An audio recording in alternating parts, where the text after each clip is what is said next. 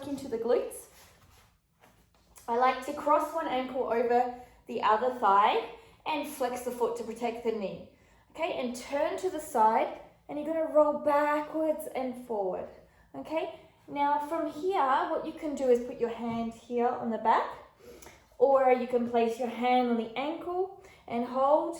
Make sure you flex it. And this is going to be the piriformis glute med area that we are going to be going over. And you can move a little bit side to side to feel it. All these hip muscles and stabilizing muscles will help you. So breathe in deeply, and we're rolling to create mobility. So cross over, other side, tip over to the side, push the knee out and down, flex the foot, and roll out and down, forward and back. You can also put your elbow into your knee. If you hit a sore spot, breathe into it a little bit for a moment, maybe hold. So one side will be more intense than the other.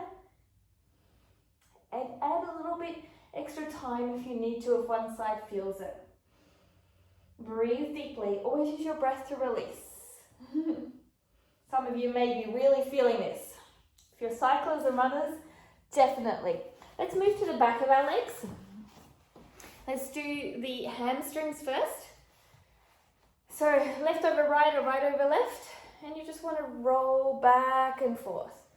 Should feel really nice. You can go left and right.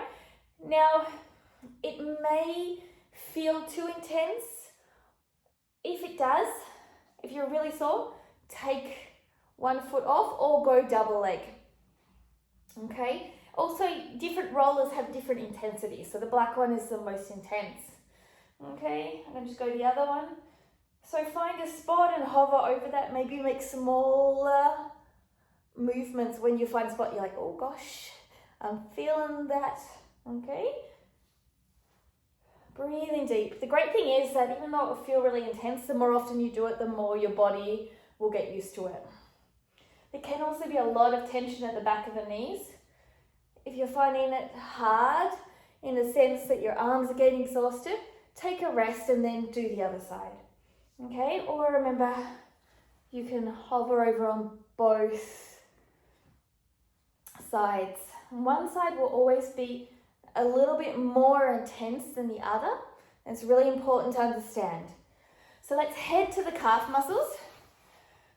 So this area gets very tight if you wear heels or you run a lot. Even if you cycle, you'll also feel it, and coming down into the Achilles as well. So again, you're going to get a nice arm workout because you're rolling and lifting. So you're going to roll back and forth, going to twist to the side a little bit. Now, some of you will find this super easy. If that's the case, to make that intensity happen, cross a leg over the other and then intensify it. So now I can feel the pressure on the inside of my right calf, and it's like, oh my gosh, it is super, super intense. So I might hang there a little bit more, but if I don't have the weight on it, it's not as intense, okay? So you have to find what your intensity is. Now the key of always, as everything, is your breath. Your breath is so important. We don't want the pain excruciating. We want the pain to be relieving, okay? So we don't want the nervous system to tighten up and not release anything. We want to have discomfort like you're working, but you're not aggressively attacking your body at the same time. So breathe deeply, okay? And remember, if this is feeling so overwhelming, come back and take your time. So I've just been running a little bit so I can feel it a lot more intensely. So what I do is I start a bit more intense and then I just relax off a little bit as my body starts to feel a little bit overwhelmed with the pressure. Thanks for joining me, and I look forward to seeing you guys soon. Keep on rocking and never stop shining. Namaste. Ciao.